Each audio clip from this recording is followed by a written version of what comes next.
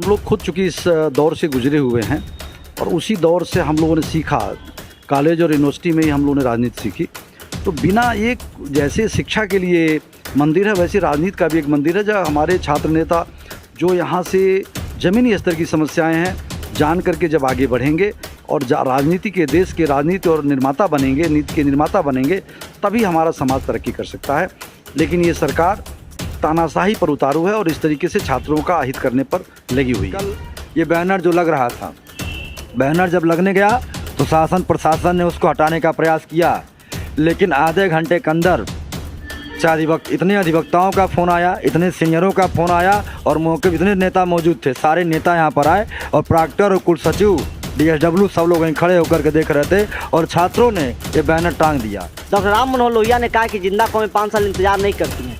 हम उन चुनिंदा लोगों में से हैं जो काम कर रहे हैं, यहाँ बैठे हुए हैं और बैठकर हम छात्रों के प्रतिनिधित्व करने की बात कर रहे हैं। आज छात्र संघ भवन वीराना पड़ा हुआ है। मुख्यमंत्री जी पुस्तकालय मंत्री का चुनाव लड़ चुके हैं, विद्यार्थी पर जिसको टिकट नहीं देती है, विद्यार्थी पर एक समय तक उनको टिकट नहीं दिया। आज वो मुख्यमंत्री हैं, वो बार बार कहते थे सपा सरकार थी कि छात्र संघ चुनाव होना चाहिए, होना चाहिए, होना चाहिए। MP थे तो रोज आते थे यहाँ पे। आज उनका गृह जनपद है और मुख्यमंत्री हैं, इस प्रदेश के वो राजा हैं, क्यों नहीं चुनाव करा देते? वो EVM से चुनाव हो तो आप EVM करा लीजिए, बैलेट पेपर करा लीजिए और यहाँ तक करा लीजिए कि कला संकाय का प्रतिनिधि सत्ता पक्ष का नहीं जीत पाएगा। इतना मैं बता देता हूँ। नमस्कार, बेधड़क खबर देख रहे हैं आप, मैं हूँ आपके साथ शशांक। इस वक्त हम गोरखपुर विश्वविद्यालय में हैं और ये दीनदयाल उपाध्याय गोरखपुर विश्वविद्यालय का प्रशासनिक भवन है। सामने आप देख रहे होंगे छात्र संघ बहाली के लिए छात्र संघ संघर्ष समिति द्वारा आंदोलन किया जा रहा है और जस्ट उसके सामने गोरखपुर विश्वविद्यालय के एक शिक्षक बैठे हुए हैं, प्रोफेसर हैं। ये तस्वीर बड़ी भयावह है। भयावह इस दृष्टि से है कि जिस विश्वविद्यालय में छात्र और शिक्षक दोनों अपने अधिकारों के लिए आंदोलन कर रहे हो और धरने पर बैठे हों, वहाँ शिक्षा की क्या स्थिति होगी, यह सोचने वाली बात है। जब शिक्षा को सुधारने की बात की जा रही है, जब शिक्षा को उच्च कोटि की बनाने की बात की जा रही है, उस वक्त उत्तर प्रदेश जैसे राज्य में और मुख्यमंत्री के गृह जनपद गोरखपुर में ये तस्वीर थोड़ी सी चिंताजनक तो है ही। हम बातचीत करेंगे सर से। सर, क्या नाम है आपका? प्रोफेसर कमलेश कुमार गुप्त हूँ, मैं हिंदी विभाग में हूँ और इस समय मैं निलंबित आचार्य हिंदी विभाग हूँ। अच्छा, इस समय आप निलंबित आचार्य, तो जबरिया निलंबित आचार्य हैं आप। निलंबित तो कोई सिस्टम से किया नहीं गया जो हमें जानकारी है जी। क्या मामला है, पूरा क्या मामला और क्यों आप आंदोलन पर बैठे हुए हैं? दरअसल अभी आपने बातचीत की है तो आपने ये कहा कि यहाँ की शिक्षा व्यवस्था की बात की है, विश्वविद्यालय की। तो किसी भी संस्था में सुचारू ढंग से शिक्षा हो, इसके लिए उचित माहौल होना चाहिए, अच्छा माहौल होना चाहिए। विश्वविद्यालय के कुलपति जी जब से आए हैं, उन्होंने हमारे विश्वविद्यालय की पूरी व्यवस्था को नष्ट भ्रष्ट कर दिया है। इनका किसी नियम कानून पर कोई भरोसा नहीं है। मैंने इनकी प्रशासनिक और वित्तीय अनियमितताओं के विरुद्ध राजभवन में शिकायतें की हैं, शपथ पत्र और साक्ष्यों के साथ शिकायतें की हैं, लेकिन कुलपति जी को ही उन शिकायतों की जांच करने के लिए अधिकृत कर दिया गया है और कुलपति जी ने अपने 3 मित्रों की एक कमेटी बनाकर अपने को दोषमुक्त करार देने की व्यवस्था कर ली है। सवाल यह है कि हम जिसके खिलाफ शिकायत करेंगे, अगर उसी को जांच करने का भी हक दे देंगे तो यह तो नैसर्गिक न्याय के विरुद्ध हुआ, पूरी न्याय भावना का गला घोटना हुआ। आप यहाँ पे बैठे हुए हैं, अनशन पे सामने छात्र बैठे हुए हैं।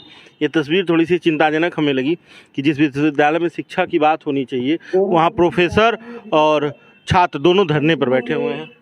दरअसल मैं इस समय उपवास पर हूँ और विद्यार्थी छात्र संघ बहाली के लिए आंदोलन कर रहे हैं और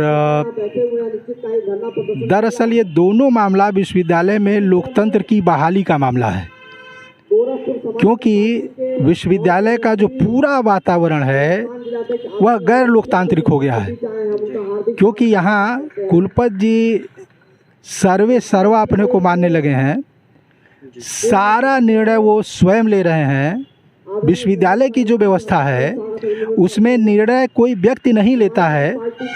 हर महत्वपूर्ण निर्णय के लिए निकाय होते हैं, पाठ्यक्रम समिति होती है, संकाय परिषद है, विद्या परिषद है, कार्य परिषद है। कुलपति जी ने इन सबकी शक्तियों को शून्य कर दिया है और सबकी ओर से खुद निर्णय लेते हैं। यहाँ तक कि वो कार्यवृत्त में भी माने मीटिंग के जो कार्यवृत्त होते हैं उनमें भी मनमानी बातें दर्ज करा देते हैं। इससे विश्वविद्यालय का पूरा लोकतांत्रिक वातावरण गहरे संकट में है। अगर विद्यार्थी छात्र संघ बहाली की मांग कर रहे हैं, अगर मैं विश्वविद्यालय को बचाने के लिए इसको अधिनियम, परिनियम, अध्यादेश, शासनादेश के हिसाब से चलाने की बात कर रहा हूं, तो यह भी विश्वविद्यालय में लोकतंत्र की बहाली की ही मांग है। एक अंतिम सवाल, ये आंदोलन कब तक आप जारी रखेंगे अपना ये जो धरना है? दरअसल ये जो उपवास है उसके लिए मैंने कुछ मांगे रखी हैं। पहली मांग यह है कि मैंने कुलाधिपति जी से जो शिकायतें की हैं उन शिकायतों की जांच के लिए कुलाधिपति जी के स्तर पर एक जांच समिति बनाई जानी चाहिए। मैंने जो आरोप लगाए हैं उन आरोपों की निष्पक्ष जांच होनी चाहिए। चूंकि प्रोफेसर राजेश सिंह जी के कुलपति रहते हुए निष्पक्ष जांच नहीं हो सकती है, इसलिए उनको तब तक के लिए कुलपति पद से कार्यविरत किया जाना चाहिए। देखिए कितना दुर्भाग्यपूर्ण है कि हमने शिकायत की है, कुलपति जी की वित्तीय अनियमितता के विरुद्ध शिकायत की है, प्रशासनिक अनियमितता के विरुद्ध शिकायत की है, कोई कार्रवाई नहीं हुई और यह सुनने में आया है, ये जानकारी में बात आई है कि यह नियुक्ति की प्रक्रिया करने जा रहे हैं, नियुक्ति करने जा रहे हैं। यह बहुत संकट की स्थिति होगी कि जिस व्यक्ति पर आरोप लगाया गया हो वह व्यक्ति अगर निर्णय की भूमिका में हो, नियुक्तियां करने जा रहा हो, तो इससे बड़ा दुर्भाग्य और क्या हो सकता है। तो इनको उस नियुक्ति प्रक्रिया पर भी मैं रोक लगाने की मांग करता हूं कि तब तक कोई नियुक्ति प्रक्रिया नहीं होनी चाहिए जब तक प्रोफेसर राजेश सिंह दोष मुक्त करार नहीं दिए जाते हैं, और अगर जांच में यह दोषी पाए जाएं तो इनके विरुद्ध विधिक प्रक्रिया, विधिक कार्रवाई होनी चाहिए। यह हमारी मांग है। जब तक यह दोष मुक्त नहीं हो जाते हैं तब तक इनको नियुक्ति करने का कोई अधिकार नहीं है। आप कब तक इस आंदोलन को जारी रखेंगे? जब तक हमारी मांगें पूरी नहीं हो जाती हैं तब तक हम इस आंदोलन को जारी रखेंगे। चलिए, हमसे बातचीत करने के लिए धन्यवाद। हम आगे चलते हैं छात्रों के पास, छात्रों से भी जानते हैं कि उनका आंदोलन का क्या रुख है, वो इस आंदोलन को कैसे देख रहे हैं। सामने एक शिक्षक धरने पर बैठे हुए हैं प्रोफेसर विश्वविद्यालय के, और प्रशासनिक भवन के नीचे तमाम छात्र हैं, छात्र संगठन हैं और उनसे जुड़े हुए लोग हैं जो छात्र संघ बहाली को लेकर छात्र संघ संघर्ष समिति के बैनर के तले ये आंदोलन कर रहे हैं। इनसे भी बातचीत हम करेंगे। इनको समर्थन देने के लिए समाजवादी पार्टी के तमाम नेता लोग भी आए हुए हैं और तमाम छात्र यहाँ पर बैठे हुए हैं। हमने जिस तस्वीर का जिक्र किया कि किसी विश्वविद्यालय के एक ही प्रांगण में विश्वविद्यालय के प्रोफेसर और सामने छात्र धरना दे रहे हों, वहाँ शिक्षा की क्या स्थिति होगी। हम उन छात्रों के बीच में हैं जो छात्र संघ बहाली को लेकर धरना दे रहे हैं और इन्हें समर्थन दे रहे हैं। समाजवादी पार्टी के तमाम नेता आए हुए हैं, जिलाध्यक्ष आए हुए हैं, इन लोगों से भी बात करेंगे। छात्र संघ चुनाव, चूँकि छात्र संघ चुनाव से ही राजनीति की शुरुआत होती है, कैसे देखते हैं इसे आप? देखिए, हम लोग खुद चूँकि इस दौर से गुजरे हुए हैं और उसी दौर से हम लोगों ने सीखा, कॉलेज और यूनिवर्सिटी में ही हम लोगों ने राजनीति सीखी। तो बिना एक, जैसे शिक्षा के लिए मंदिर है वैसे राजनीति का भी एक मंदिर है, जहाँ हमारे छात्र नेता जो यहाँ से ज़मीनी स्तर की समस्याएं हैं जान करके जब आगे बढ़ेंगे और राजनीति के, देश के राजनीति और निर्माता बनेंगे, नीति के निर्माता बनेंगे, तभी हमारा समाज तरक्की कर सकता है। लेकिन ये सरकार तानाशाही पर उतारू है और इस तरीके से छात्रों का अहित करने पर लगी हुई है। ये आंदोलन को एक दिवसीय समर्थन है या पूरा आप लंबे समय तक दें, लेकिन सवाल ये है कि ये छात्र संघ बहाली के लिए संघर्ष कितना करना पड़ेगा इन छात्रों को?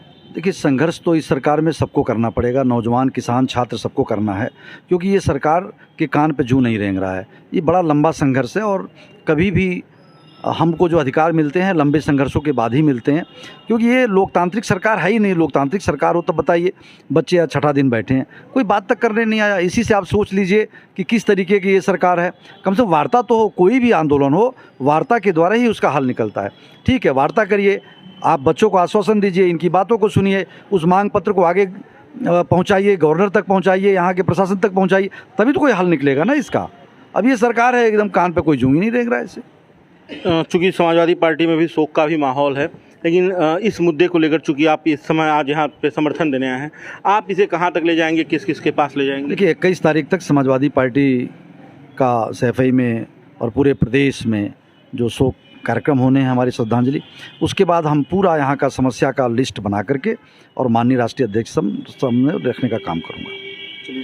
तमाम छात्र नेता भी, उनसे भी हम बात करेंगे। हमारे साथ अंकित पांडे हैं, पवन कुमार हैं, इन लोगों से भी बात करेंगे चूँकि ये लगातार छठा दिन धरने का चल रहा है। अंकित, 6 दिनों से आप लोग धरने पर बैठे हुए हैं, क्या आश्वासन मिला विश्वविद्यालय की तरफ से या क्या देख रहे हैं इसे? विश्वविद्यालय की तरफ से मिला तो कुछ मुकदमे का धमकी।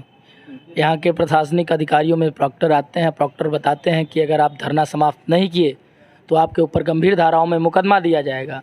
तो आपके माध्यम से विश्वविद्यालय के प्रशासनिक अधिकारियों को बता देना चाहता हूँ, जो हमारी मांग है छात्र संघ बहाल, अगर इस पर आकर वो हमसे संवैधानिक संवाद स्थापित नहीं करेंगे, हमें एक संतोषजनक आश्वासन नहीं मिलेगा, तब तक हम इस धरने को समाप्त नहीं करने वाले हैं। दिन प्रतिदिन यह धरने का रूप बढ़ता जाएगा और गांधीवादी तरीके से आंदोलन चल रहा है। अगर इसी प्रकार से हमारे धैर्य की परीक्षा लेती रही जाएगी गोरखपुर विश्वविद्यालय के प्रशासनिक अधिकारियों द्वारा, तो हम सभी भगत सिंह के रास्ते पर चलने के लिए अब बाध्य होते जा रहे हैं। ये गांधीवादी आंदोलन आप लोगों का 6 दिनों से चल रहा है, 6 दिनों में कभी अभी तक कोई निष्कर्ष नहीं निकला, तो कब तक इस आंदोलन को चलाएंगे? आंदोलन तब तक चलेगा जब तक हमारी मांगें मानी नहीं जाएंगी। चाहे ये पुलिस की लाठियों का हमके धमकी दे दें या मुकदमों की धमकी दे दें, हम धमकियों से डरने वाले नहीं हैं। ये हमारे ऊपर कार्रवाई भी कर देंगे, तो अगर एक अंकित इस धरने से उठ के जाएगा, गिरफ्तार होगा, तो आपके माध्यम से बता देना चाहूँगा कि पूरा विश्वविद्यालय का परिसर बढ़ जाएगा और पूरा विश्वविद्यालय के परिसर से सिर्फ एक मांग उठेगी कि छात्र संघ बहाल करो, छात्र संघ बहाल करो, छात्र संघ बहाल करो। तमाम लोग हैं, कुछ बच्चे हैं, तैयारी भी कर रहे हैं यहीं पे बैठ के। आप लोग छात्र संघ बहाली को लेकर, लोग कहते हैं राजनीति से कम छात्र राजनीति से लड़कियां दूर रहती हैं, आप लोग यहाँ पे बैठे हुए हैं, कब से बैठे हैं आप लोग? आज 6वां दिन है हमारा यहाँ बैठने का। हम छात्र संघ बहाली के लिए यहाँ बैठे हुए हैं ताकि जो बच्चों की परेशानियाँ हैं उनको सुना जाए, उनका निवारण किया जाए और प्रशासन के सामने बात को अपनी मजबूती से रखा जाए, ताकि आप यहाँ पे देखिए ड्रिंकिंग वाटर की जो प्रॉब्लम है, लाइट की प्रॉब्लम है, टीचर्स की प्रॉब्लम है, रिजल्ट की प्रॉब्लम है, एग्जामिनेशन की प्रॉब्लम है, सारी प्रॉब्लम को रिजॉल्व किया जाए। और योगेश जी, क्योंकि आप इस पूरी व्यवस्था को शुरुआत से ही संचालित करवा रहे हैं तमाम छात्र नेताओं के साथ मिलके, कब तक इस आस में बैठे रहेंगे कि छात्र संघ चुनाव होगा? देखिए, पहली बात ये कि आपने कहा कि इस पूरे आंदोलन को हम संचालित करवा रहे हैं, ऐसा नहीं रहा। छात्र संघ संघर्ष समिति में हमारे जो पूर्व के छात्र नेता रहे हैं, वरिष्ठ नेता रहे हैं, सबका सानिध्य मार्गदर्शन भी प्राप्त होता है। लोग अपना वक्त भी देते हैं, आकर के यहाँ बैठते भी हैं और फ़ोन पे भी लगातार बातचीत होती रहती है। और लगातार तमाम लोगों ने हम लोग समर्थन करना शुरू किया है। समर्थन की इस कड़ी में उत्तर प्रदेश के मजबूत विपक्ष के रूप में समाजवादी पार्टी है और उसके जिलाध्यक्ष जी भी आए हुए हैं। कांग्रेस के लोगों ने भी समर्थन दिया, भारतीय युवक संघ ने भी समर्थन दिया है, अधिवक्ताओं का लगातार समर्थन हम लोगों को प्राप्त हो रहा है। तो कहीं न कहीं ये आंदोलन जो है, ये छात्र आंदोलन जो जन आंदोलन का रूप ले रहा है और मुझे पूरी उम्मीद है कि आज 6 दिन हुआ है, 2, 4, 5 दिन के भीतर पॉजिटिव रिजल्ट आने शुरू हो जाएंगे। देखिए, जो तानाशाह हुकूमत होती है वो कहीं न कहीं बहुत कायर होती है, उसे हमेशा लगता है अपने सामने खड़ी हुई हर एक चुनौती को वो शुरू में दबाने का प्रयास करती है। कुलपति जी के द्वारा, शासन प्रशासन के द्वारा शुरू में हम लोग को दबाने का प्रयास किया गया, लेकिन 6 दिन बीत चुका है। बहुत सारे लोग थे, हमारे साथी भी थे, किसी को एहसास नहीं हो रहा था कि धरना 24 घंटे का शुरू हो पाएगा। 6 दिन तक धरना चल पाया, लेकिन 6 दिन से लगातार ये धरना चल रहा है और रात में कभी भी एनी टाइम आप आ जाएंगे तो आपको सुबह से अधिक संख्या रात में मिलेगी। छात्रावास से करीब 50 बच्चे आते हैं रात में, लोकगीत गाते हैं, चुटकुले होते हैं, शायरियाँ होती हैं, भाषण होते हैं, तो लगातार एक माहौल बना हुआ है। सभी लोग साथ में बैठ के भोजन करते हैं और आंदोलन जो है, एक आपको बता दें जिस तरीके से किसानों का आंदोलन 1.5 साल तक चला और उसके सामने मोदी जी को झुकना पड़ा, तो कुलपति की कोई हैसियत नहीं है। यहाँ पे 12,000 15,000 विद्यार्थी सिर्फ विश्वविद्यालय में है और पूरे महाविद्यालयों को आप जोड़ देंगे तो 3-4 लाख विद्यार्थियों के नेतृत्व करता है यहाँ पर बैठे हुए हैं। अन्य दलों का समर्थन मिल रहा है। आज भी प्रोफेसर चंदन मिश्रा जी जो विश्वविद्यालय बनाओ मंच के अध्यक्ष हैं, जो शिक्षक संघ के बड़े नेता रहे हैं, वो आज आए थे। उन्होंने कहा कि परसों अपने पूरे दल बल के साथ हम आपके समर्थन में बैठेंगे। दीवानी कचहरी के कलेक्ट्री कचहरी के जो अधिवक्ता संघ के लोग हैं, सबको आमंत्रित किया गया है, सब लोग इस धरने में आएंगे। एक घटना आपको बताऊँ कि कल ये बैनर जो लग रहा था, बैनर जब लगने गया तो शासन प्रशासन ने उसको हटाने का प्रयास किया, लेकिन आधे घंटे के अंदर इतने अधिवक्ताओं का फ़ोन आया, इतने सीनियरों का फ़ोन आया और मौके पर इतने नेता मौजूद थे, सारे नेता यहाँ पर आए और प्रॉक्टर और कुलसचिव DSW सब लोग वहीं खड़े होकर के देख रहे थे और छात्रों ने ये बैनर टांग दिया। तो आपसे बता दें कि शासन प्रशासन की भी हिम्मत नहीं रह गई है कि हम लोगों से लोहा ले सके। सबका समर्थन प्राप्त हो रहा है और निश्चित तौर पे आज 6वां दिन है, 2-4-5 दिन बाद आपको रिजल्ट पॉजिटिव आता दिखेगा और रिजल्ट अभी भी पॉजिटिव है, बस ये लोग शो नहीं कर रहे हैं, डरे हुए हैं। अकेले में आप इनसे बात करिए, लगातार प्रयास कर रहे हैं धरना खत्म कर दिया जाए। लोग डील करने की बातें कर रहे हैं, कहीं इसके अलावा कुछ और कर लीजिए, जो मांगे हैं वो बताइए, लेकिन हमारी एक मांग है, छात्र संघ का चुनाव होना चाहिए। उसको लेकर के हम सभी बैठे हुए हैं और पूरा मुझे भरोसा है, अपने साथियों पर भरोसा है, अपने समाज के लोगों पे भरोसा हुआ है, राजनीतिक लोगों पे भरोसा है, सांस्कृतिक लोगों पे भरोसा है कि वो लोग इस धरने को अपना समर्थन दे रहे हैं। और निश्चित तौर पे मुझे लगता है शासन प्रशासन के कानों तक यह बात पहुंच चुकी है कि अगर चुनाव नहीं कराया गया तो पूरे पूर्वांचल में एक आंदोलन खड़ा हो जाएगा। तो मुझे लगता है कि चुनाव होगा। शंकर जी, आप लंबे समय तक छात्र राजनीति से जुड़े हुए हैं, क्या लग रहा है इस बार चुनाव करवा पाएंगे आप लोगों का, ये आंदोलन सफल होगा इस महीने में? देखिए, नामुमकिन कोई चीज़ नहीं है। हम लोग पिछले कई वर्षों से मैं छात्र राजनीति में हूँ, सक्रिय रूप से हूँ, और पुनः लगता है कि विद्यार्थियों के हितों की कहीं पूर्ति हो सकती है तो छात्र संघ के माध्यम से हो सकता है। हमें ये समस्या नहीं है कि छात्र संघ चुनाव को जो रोक लगाया गया, लेकिन जो लोकतांत्रिक मूल्यों का हवाला देते, जो हम किताबों में पढ़ाए जाते हैं हमें कि लोकतंत्र बहाल होगा, जनतंत्र आएगा, शिक्षा बढ़ेगी, शिक्षा सस्ती होगी। जब विश्वविद्यालय जैसी संस्थाओं में इन सारे किताबों में लिखी बातों को अगर झुठला दिया जाएगा तो हम बताएंगे क्या आने वाली पीढ़ियों को? हम आने वाली पीढ़ियों से क्या कहेंगे? डॉक्टर राम मनोहर लोहिया ने कहा कि जिंदा कौमें 5 साल इंतजार नहीं करती हैं। हम उन चुनिंदा लोगों में से हैं जो काम करें, यहाँ बैठे हुए हैं और बैठकर हम छात्रों के प्रतिनिधित्व करने की बात कर रहे हैं। आज छात्र संघ भवन वीराना पड़ा हुआ है। क्यों वीराना पड़ा हुआ है भैया, बता दीजिए? हमारे छात्र संघ में पैसे रखे हुए हैं, लेकिन हमारे बच्चों को पेयजल की व्यवस्था नहीं हो पा रही है, मेस की व्यवस्था नहीं हो पा रही है, फीस को बढ़ाया जा रहा है, कई गुना बढ़ाया जा रहा है। आखिर कहाँ से ये पैसे हैं? कैसे विद्यार्थी देगा? हम शिक्षा लेने आए कि बाजारीकरण करने आए? कहीं ना कहीं हमारी लड़ाई पूंजीवाद और पूंजीवादियों से है। और इस बात को समझिए, आपके चैनल के माध्यम से खुली चुनौती मैं गोरखपुर विश्वविद्यालय के आदरणीय कुलपति प्रोफेसर राजेश सिंह जी को देना चाहता हूं। वो जो हठ योग करके बैठे हुए, मनमानी करके बैठे हैं, ये पूर्णिया ना समझे, ये गोरखपुर विश्वविद्यालय है। अच्छों को सबक सिखाया गया है, एक दिन आएगा उनको भी सबक सीख के यहाँ से जाना पड़ेगा। किसी की कुर्सी जीवन भर नहीं रहता है, इस बात को समझ नहीं पा रहे हैं। जिस दिन अगर पूर्वांचल जग गया तो गोरखपुर विश्वविद्यालय के कुलपति को भागना पड़ेगा और ज़मीन छोटी पड़ जाएगी उनके लिए। लेकिन अभी समय है, छात्र संघ चुनाव करा दें। और मैं धन्यवाद देना चाहता हूं आपके माध्यम से तमाम राजनीतिक दल, खास करके समाजवादी पार्टी के आदरणीय जिला अध्यक्ष श्री अवधेश यादव जी हम लोगों के बीच आए, हम लोगों का समर्थन दिया। उन्होंने कहा बिंदुवार चीज़ों को रखकर हम इस विषय को रखेंगे। देखिए, हम जानना चाहते हैं कि सभी लोग हम लोग के बहुत सीनियर रहे, छात्र राजनीति से निकले, और छात्र राजनीति किसी दल की नहीं होती है, छात्र राजनीति दल के ऊपर से होती है। लेकिन आज कौन सी बात कर रहे हैं? माननीय मुख्यमंत्री जी पुस्तकालय मंत्री का चुनाव लड़ चुके हैं, विद्यार्थी पर जिसको टिकट नहीं देती है,